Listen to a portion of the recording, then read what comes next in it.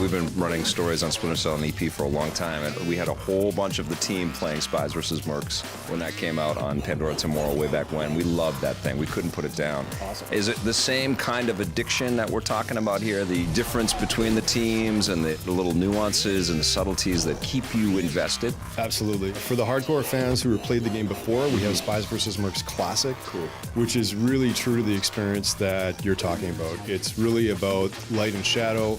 You play 2v2, Mercs have flashlights, Spies have their night vision goggles to remain stealthy and hidden in the dark. On Spies vs. Mercs Blacklist, we play 4v4.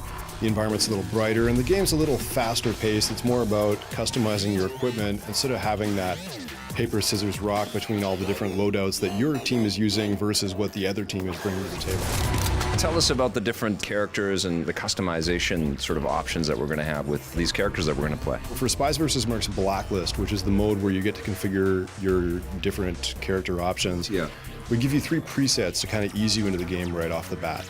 So if I'm playing on the Merc team, I have the Peacemaker, the Tech, and the Hunter, and all of those come with different active abilities, almost like a superpower. For example, the Hunter preset comes with a flying drone. We give the Merc the opportunity to fly this mini helicopter up into spy territory and either spot them or explode them. On the spy side, we have the ability to go invisible briefly on the Predator. We have the Intel Scout that sort of like tags all the mercenaries in the environment so that your teammates know where they are.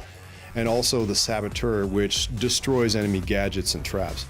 So is there a story interweaving everything here that's sort of parallel to what's happening in the main story for Blacklist? How are you guys working that? Because it's multiplayer, we really want people to be telling their own stories and making up their own stories inside the game. So we kept the objectives simple so that the narrative that players have about the game is really something that they make up for themselves.